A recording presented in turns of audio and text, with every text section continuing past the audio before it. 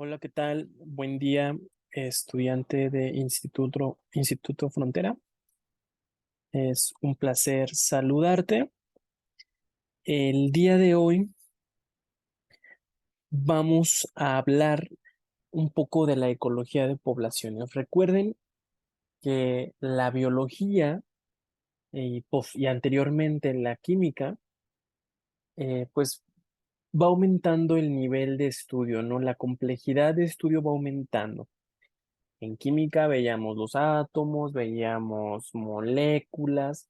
En biología empezábamos a ver moléculas, que las moléculas se unían con más moléculas y formaban estos sistemas tan complejos como órganos y bueno, hasta constituir a un individuo. El individuo tiene las características de que puede conocer a otro individuo, desarrollarse y lo más importante y clave de esto es que se puede reproducir para que su especie no se extinga, ¿no? O sea, siempre la finalidad del individuo pues va a ser la preservación de la especie. Vamos a iniciar un poco con la ecología de poblaciones. Para esto, pues hay que hacer la lectura de este pequeño texto.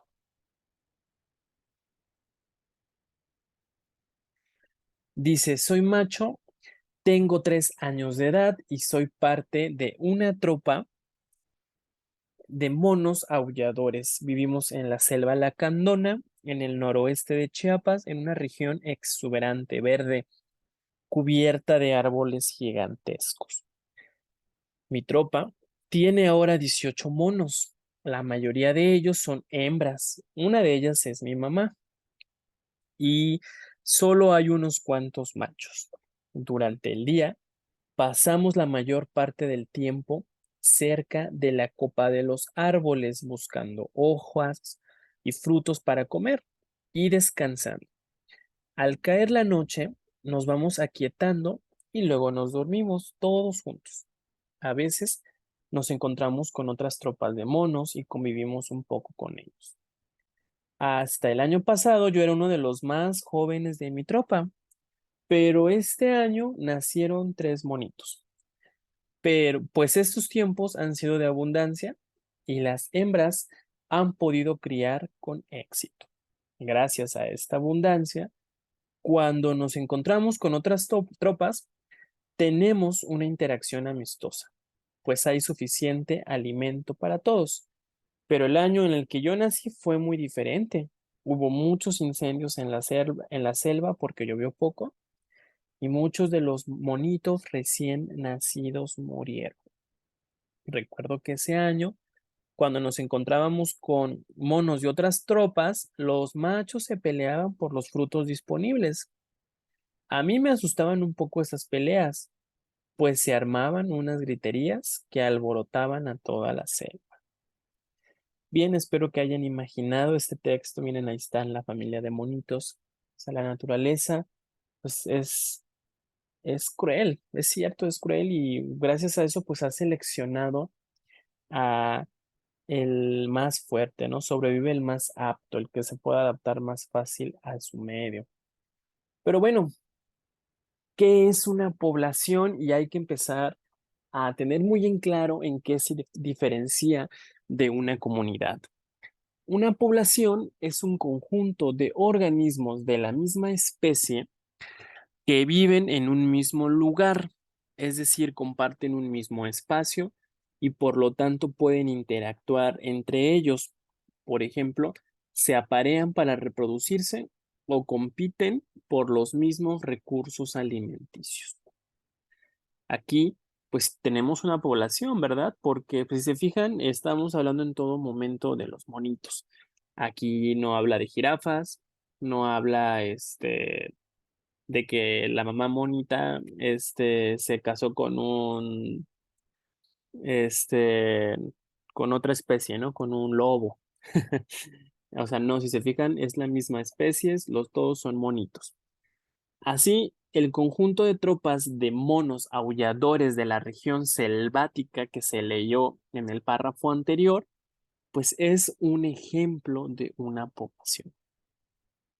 Los organismos de todas las especies que habitan en nuestro planeta jamás viven aislados, sino que hay una tendencia a formar poblaciones. Nosotros los humanos estamos conformando una población, vivimos en colonias, ¿no? Y si se fijan, pues nos reproducimos entre nosotros mismos, ¿no? Esto quiere decir que pues prácticamente somos un ejemplo de una población. Cada especie comprende un gran número de poblaciones a lo largo y ancho de su área de distribución geográfica.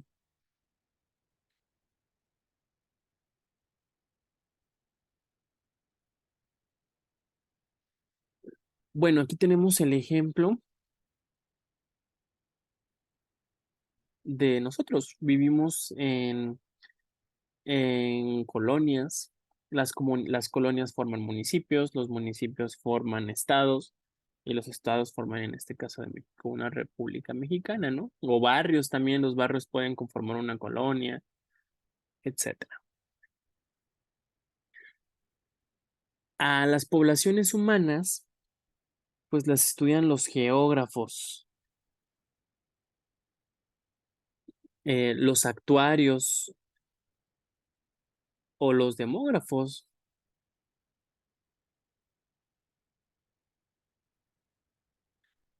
Y bueno, van a obtener de ahí información muy diversa. Los ecólogos, por su parte, pues van a estudiar a las poblaciones de animales o vegetación, ¿sí? O sea, los humanos se van a estudiar por aparte. A los humanos los estudian los geógrafos o los demógrafos. Y a lo demás, al resto de la naturaleza, los estudian los ecólogos.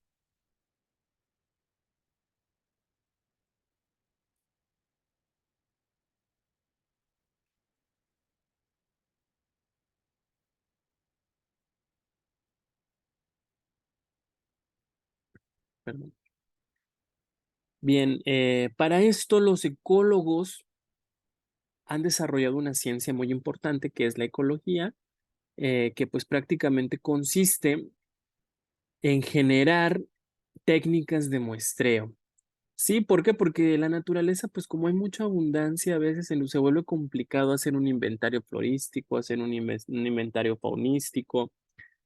Entonces, para ello, pues podemos utilizar o fraccionar a la naturaleza para obtener información de ello.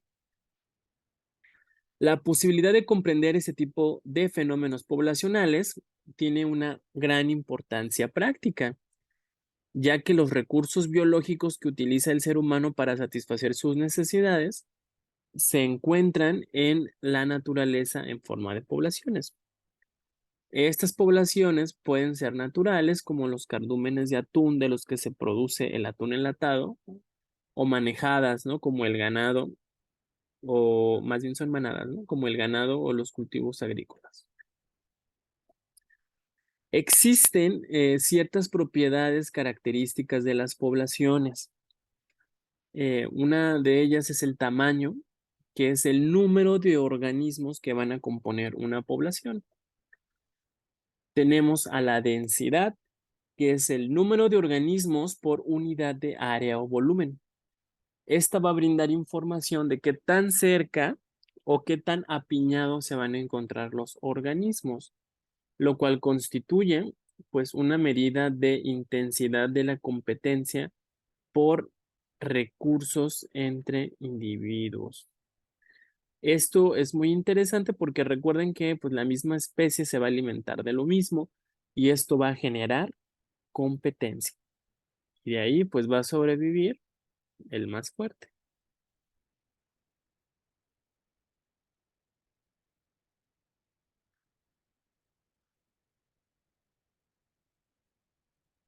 Patrón de distribución, y este se refiere a cómo se van a acomodar las especies perdón, se refiere al arreglo espacial de los organismos en una población, el que puede ser agregado, aleatorio o uniforme. Vemos que aquí en el A, un ejemplo de agregado en el que se ven como manchitas o parches. El B, que es aleatorio, es decir, hay una distribución por todo el área de estudio. Y C, uniforme o regular, pues hay un poco más de orden. Los parámetros demográficos son los procesos que van a dar lugar a los cambios numéricos en las poblaciones. Hay 4 parámetros demográficos que son básicos, que también es útil para poder hacer análisis a futuro, ¿no? De lo que puede estar sucediendo con la población. Tenemos la tasa de natalidad, la tasa de mortalidad, la tasa de emigración y la tasa de inmigración. La tasa de natalidad, pues como su nombre lo dice, indica cuántos individuos nacen por unidad de tiempo y es una consecuencia de la reproducción. La tasa de mortalidad, pues nos dice cuántos individuos están muriendo por unidad de tiempo. Y el movimiento de individuos entre poblaciones, pues se va a medir a través de las tasas de inmigración. Los individuos que entran a la población y de emigración, que van a ser los que salen. La combinación de estos 4 procesos origina cambios numéricos en las poblaciones a través del tiempo. La tasa de crecimiento poblacional. Como resultado de los nacimientos, las muertes, las emigraciones y las inmigraciones, el tamaño de la población va a cambiar con el tiempo. Esta tasa de cambio se conoce como tasa de crecimiento poblacional y es uno de los parámetros más importantes que los ecólogos intentan conocer. Una manera de cuantificar la tasa de crecimiento poblacional es en términos porcentuales. Si la población de tarántulas de la selva de los Tuxtlas en Veracruz crece a una tasa de 2% anual, significa que si hoy hay 100 tarántulas en esa localidad, dentro de un año, pues habrá 102. Otra forma de describir el crecimiento de la población es a través de la variable lambda, también conocida como tasa finita de crecimiento poblacional. Para una tasa de crecimiento de 2% anual, como la de la población de tarántulas referida anteriormente, es decir, lambda es igual a 1.02, de esta forma, si conocemos el tamaño poblacional en este momento, por ejemplo, es el n de hoy, que es igual a 100, y conocemos el valor del lambda, en este caso fue el que dijimos hace un momento, que es lambda es igual a 1.02, entonces podemos calcular de qué tamaño será la población al cabo de un año. Aquí tenemos entonces el número de pues, la población que se va a formar en un año, que va a ser igual al número de hoy por el lambda, es decir, multiplicar los 100 por 1.02 y pues nos da 102. La estructura poblacional indica cómo está configurada la población, ya que las poblaciones están formadas por individuos de diferentes tipos, por ejemplo, de diferentes edades, tamaños o sexos. La estructura poblacional describe cuántos individuos hay de cada tipo. Por ejemplo, en muchos organismos las probabilidades, de morir, de reproducirse o de emigrar van a depender de su edad. De esta forma, la estructura de edades de la población da una idea de lo que podría pasar con ella en el futuro. Aquí tenemos una tabla demográfica y podemos ver la estructura de edades de la población de México y la de Estados Unidos. Sí podemos comparar qué tanto entre esas edades pues hubo en esos años. Pues las poblaciones crecen y existen 2 modelos básicos para estudiar el crecimiento poblacional. Una es la forma exponencial y la otra es la logística. El exponencial fue postulado por Thomas R. Malthus en 1798 y supone que las poblaciones crecen a una tasa constante. Según el modelo de crecimiento exponencial, si lambda lo que implica, bueno, aquí dice si lambda es igual a 1.05, lo que implica un crecimiento del 5% anual, este valor se mantendrá constante independientemente del tamaño de la población y de las condiciones en las que se encuentre. Al proyectar el tamaño de la población, de acuerdo con esto, pues obtenemos una curva exponencial. La ecuación que define esta curva, pues es la que podemos observar en la pantalla. ¿Qué quiere decir esta ecuación? Que el tamaño de la población en el tiempo está dada por el tamaño de la población al inicio multiplicado por el valor de la tasa de crecimiento poblacional lambda elevada a la potencia t o de manera equivalente, ¿no? Si nt es igual a n0 y e elevada a la r y a la t, si se expresa la ecuación en términos de r. Si una población, aquí tenemos un ejemplo, de tucanes, ahora cuenta con 470 individuos y tiene una tasa de crecimiento poblacional de lambda es igual a 1.03, su tamaño dentro de 5 años será de, bueno, tenemos aquí la misma fórmula que está aquí arriba, n en el total de años, que van a ser 5 años, va a ser igual al número de tucanes que cuenta la población por la tasa de crecimiento, ¿sí? Elevada al número de años al que se quiere hacer la expresión, ¿sí? Al que se quiere hacer el cálculo, en este caso pues son 5. Entonces se aplica la fórmula, sustituimos y pues nos da como resultado que en 5 años la población de tucanes que cuenta con 470 individuos y tiene una tasa de crecimiento poblacional de 1.03, en 5 años tendrá 545 individuos. Como ya sabemos, pues el modelo de crecimiento exponencial supone que la tasa de crecimiento poblacional se mantiene constante. Sin embargo, en la naturaleza, esto sucede por periodos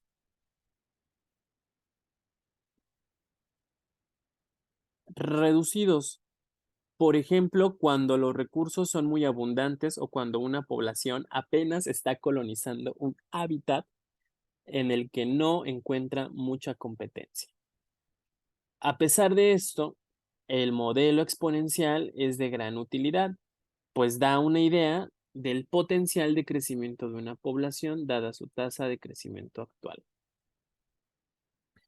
Como dijimos, una población crece solo hasta cierto límite, lo que significa que su tasa de crecimiento poblacional pues no es constante. La densidad poblacional tiene un efecto sobre la tasa de crecimiento de la población, pues afecta la disponibilidad de recursos. Cuando mayor sea la densidad, más intensa será la competencia por los recursos, lo que reduce la tasa de crecimiento poblacional. En 1838, Pierre Verhulst propuso un modelo matemático que supone que la población va a alcanzar un tamaño máximo, por el cual encima de este ya no va a poder crecer. A este modelo le denominaron logístico y se caracteriza porque la tasa de crecimiento va a disminuir conforme va a aumentar el tamaño de población. Al describir gráficamente cómo cambia n a través del tiempo, obtenemos una curva sigmoide, pues tiene una forma de S, que se le conoce como la curva logística. La ecuación que define esta curva es la siguiente, ¿no? Y que va a establecer el cambio del tamaño de la población con el paso del tiempo, que se va a denotar como dn sobre dt minúscula. Es proporcional al tamaño de la población, es decir, n mayúscula multiplicado por la tasa de crecimiento poblacional r minúscula y por el factor 1 menos, entre paréntesis, n-k. Este último valor va a obtener o va a adoptar valores entre 0 y 1, afectando la tasa de crecimiento R, según el tamaño de la población N. El valor de este término nos indica qué tan lejos está el tamaño poblacional actual N del máximo tamaño que va a poder alcanzar K. Una variable novedosa que incorpora la ecuación es precisamente K, que se le conoce como la capacidad de carga. El número máximo de individuos que un ambiente puede mantener de acuerdo con sus condiciones y con la cantidad de recursos que ofrece de vista matemático, K es la densidad poblacional a la cual el tamaño de la población no va a cambiar con el tiempo. Es decir, dn sobre dt es igual a 0. La ecuación logística va a predecir un crecimiento poblacional que a bajas densidades poblacionales se parece al exponencial. Sin embargo, conforme a la población aumenta, su crecimiento se va a hacer cada vez más lento y se acerca poco a poco a la capacidad de carga. Por esta razón se dice que el modelo logístico, el crecimiento poblacional es denso dependiente, pues la velocidad a la que crece la población depende de su densidad. ¿Cuáles son los factores que van a regular el crecimiento de las poblaciones? Pues al decir regular, pues quiere decir que pues, los va a limitar a muchas cosas, ¿no? A matar prácticamente. O estar, o en el mejor de los casos, hacer que la población se vuelva más joven, ¿no? O sea, o hace que se mueran todos los adultos, queden poblaciones jóvenes, o al revés, ¿no? O pueden matar poblaciones jóvenes o mueren todos los adultos. Perdón, o mueren todos los jóvenes y mueren y quedan vivos los adultos y así, ¿no? Dependiendo de por qué, porque hay enfermedades, hay parásitos, etcétera. Además de que también dependen mucho de la distribución del alimento, ¿no? Cuando los factores abióticos son desfavorables, los organismos pueden disminuir su capacidad reproductiva y van a morir. En este caso, los factores abióticos nos van a limitar el tamaño de la población.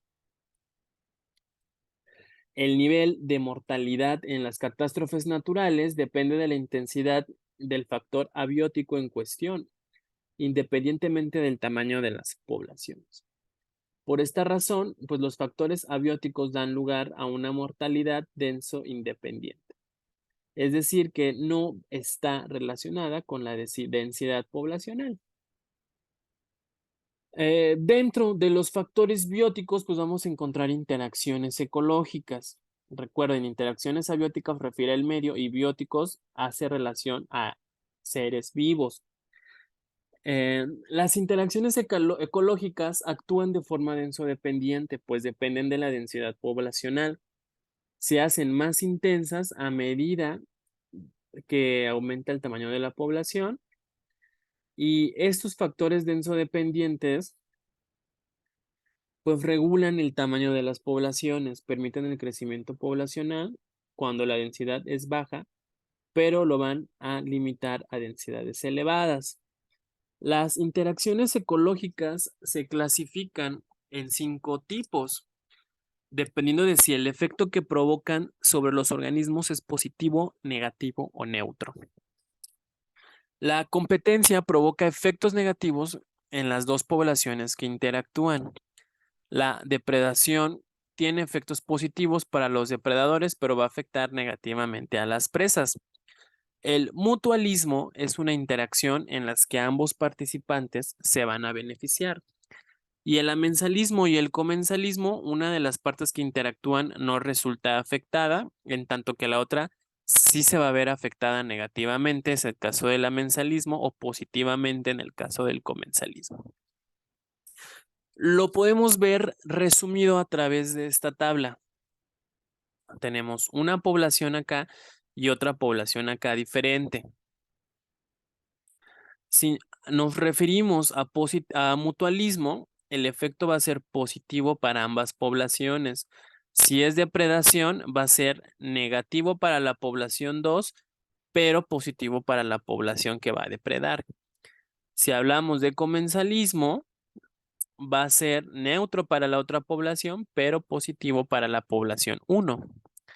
Si hablamos de competencia, será negativo para ambas, pues porque ambas están luchando por el recurso. Amensalismo, neutro para la población 2, negativo para la población 1. La competencia se da entre organismos que van a requerir los mismos recursos, los cuales se van a encontrar disponibles en cantidades limitadas. El resultado de la competencia es que va a afectar negativamente el desempeño de los organismos, es decir, sus probabilidades de sobrevivir, su capacidad para crecer o su éxito reproductivo. Por lo tanto, esta es una interacción negativa y negativa para ambas poblaciones. La competencia no implica necesariamente que los organismos tengan que luchar, ¿no? Enfrentarse o pelearse.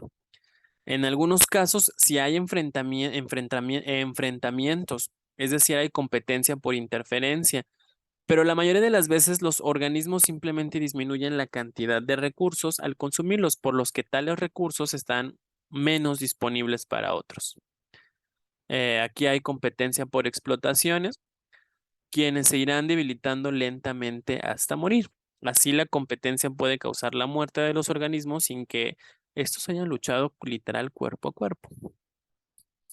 Hay dos tipos de competencia, ¿sí? Dependiendo de la identidad de las especies implicadas. Tenemos a la intraespecífica, que es la que ocurre entre organismos de la misma especie, por lo que puede llegar a ser muy intensa, pues los organismos que compiten tienen prácticamente los mismos requerimientos de recursos.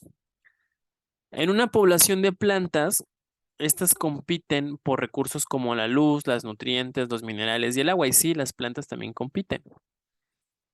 La otra es la interespecífica, que va a tener lugar entre los organismos de diferentes especies que utilizan los mismos recursos para subsistir. Aquí algunas veces las especies competidoras son relativamente similares. Por ejemplo, las diferentes especies de pinos que coexisten en un bosque templado.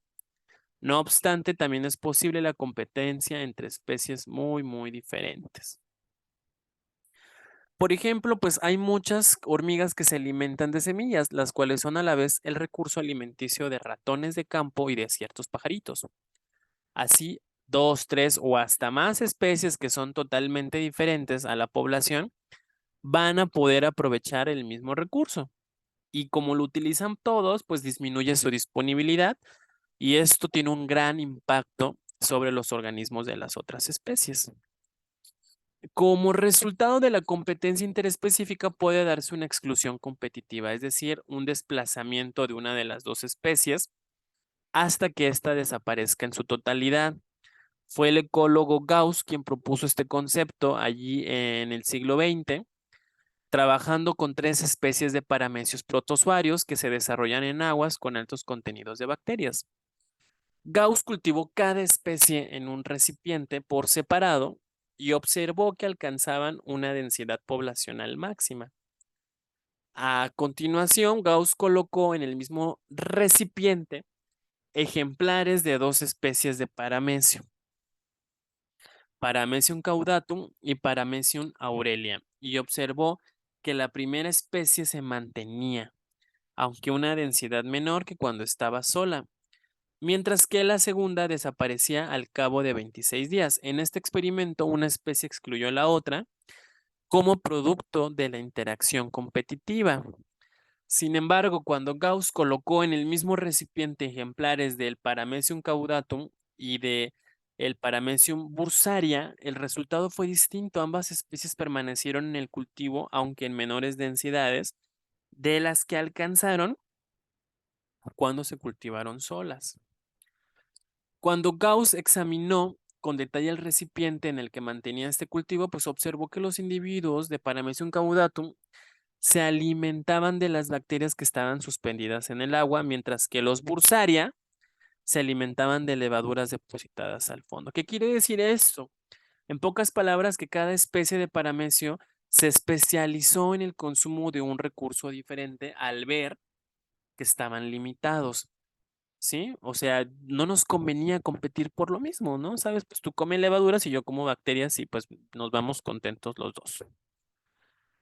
Entonces fue así que Gauss postuló el principio de exclusión competitiva, que después se llamaría principio de Gauss, que dice que 2 especies pueden coexistir solo si sus nichos ecológicos son suficientemente diferentes. Si no hay diferenciación de nichos, definitivamente una especie será excluida como producto de la exclusión.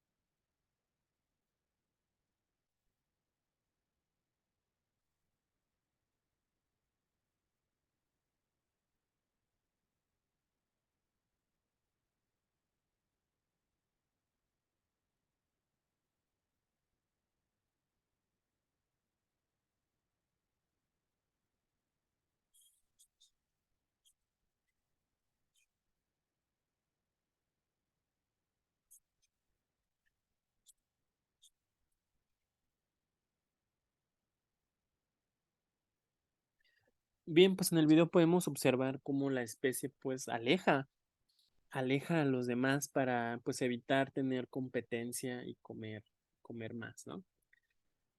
Bien, definimos nicho ecológico como el conjunto de condiciones y recursos que requieren los organismos de una especie para subsistir.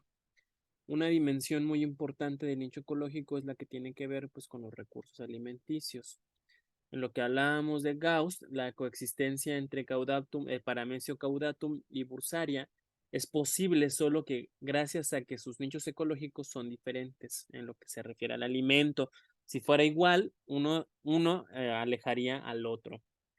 De ahí que el principio de Gauss plantee que la base de la coexistencia entre especies, pues obviamente es la diferenciación de sus nichos ecológicos. A partir de esto surgen estos dos conceptos, ¿no? Nicho fundamental y nicho realizado. El fundamental es el que refiere en que cada especie puede ocupar potencialmente, según sus requerimientos y tolerancias fisiológicas. El nicho realizado es el que ocupa en la realidad y puede ser más restringido que el nicho fundamental como producto de la competencia o más amplio en el caso de que alguna interacción mutualista lo permita. Ejemplo, pues pensemos en dos especies de lagartijas, ¿no? Una que vive en regiones muy elevadas y otra que vive a menores altitudes, aunque sus áreas de distribución se superponen en algunos puntos. En las montañas en las que hay una especie, esta ocupará todo el gradiente de altitudes al que se encuentra adaptada, es decir, el nicho fundamental. Sin embargo, en sitios en los que estén presentes ambas especies, cada una restringirá su distribución, ocupando solo ciertas porciones del gradiente altitudinal, es decir, del nicho realizado como producto de la competencia en las regiones que coexisten. Cuando dos especies de lagartijas coexisten en la misma ladera, cada una restringe el intervalo de altitudes que abarca su distribución, de tal manera que sus nichos realizados prácticamente no se van a traslapar. La depredación obviamente va a consistir en que un organismo se va a alimentar de otro. Va a haber aquí un depredador y pues obviamente una especie se va a beneficiar de la otra y la otra pues no va a tener ningún beneficio. Existen depredadores verdaderos que van a consumir pues muchas presas a lo largo de su vida y estas últimas mueren también al ser consumidas. Aquí tenemos a los grandes carnívoros como leones, jaguares, lobos, coyotes. Tenemos a los herbívoros, ¿no? Que pues obviamente consiste en el consumo de plantas o de vegetación. Y también tenemos a los parásitos, ¿no? En el que pues esos son organismos que van a vivir a expensas de otros y que se van a alimentar de una sola presa o en ocasiones de unas cuantas, con la que va a haber una relación muy íntima. Generalmente la presa, que en este caso se conoce como hospedero, no muere como resultado del ataque del parásito, sino que este solo se va a debilitar y va a ir perdiendo fuerza. Tenemos el casi clásico ejemplo de las garrapatas. También tenemos a las plantas pueden ser parásitas o hemiparásitas. Aquí tenemos el ejemplo de el muérdago, es una planta hemiparásita que crece sobre otras plantas, proyectando sus raíces hacia el centro de la planta, hacia el interior del tejido vascular, produciendo que se seque, ¿no? El árbol. Tenemos los parasitoides, que son organismos que pertenecen al grupo de los parasitoides, que son de vida libre durante su fase adulta. Sin embargo, durante este estado larvario, pues viven a expensas de otro organismo que va a morir como resultado de la infección. Todos los organismos parasitoides pues son insectos de los órdenes de los himenópteros, que son avispas, y de los dípteros, que son las moscas, que van a atacar a otros artrópodos. Y bueno, tenemos el mutualismo, en que pues las dos se benefician mutuamente al interactuar, ¿no? Aquí tenemos el clásico ejemplo de Nemo, ¿no? Del pez payaso y la anémona, en la que pues el Nemo se refugia ahí y la anémona le da hogar. Las plantas con los polinizadores, pues los murciélagos, las abejas, los insectos, ayudan a polinizar otras plantas, llevar el néctar y el polen a otros lugares y hace que pues exista y que sigan dando frutos, ¿no? Nuestras plantas, nuestros alimentos son gracias a los polinizadores. Y bien, pues comensalismo y amensalismo, tenemos que uno de los dos participantes no se ve perjudicado ni beneficiado por la interacción. Como ejemplo, tenemos a las plantas epífitas como las orquídeas. Y como ejemplo de amensalismo, pues podemos hablar del fenómeno de alelopatía, que consiste en la producción de sustancias repelentes que va a impedir que pues otras especies crezcan cerca de ahí, ¿no? Tenemos el ejemplo del eucalipto, que tienen este efecto porque pues requieren mucha agua y evita que más especies crezcan alrededor. Los eucaliptos en México pues son introducidos, ni siquiera son nativos.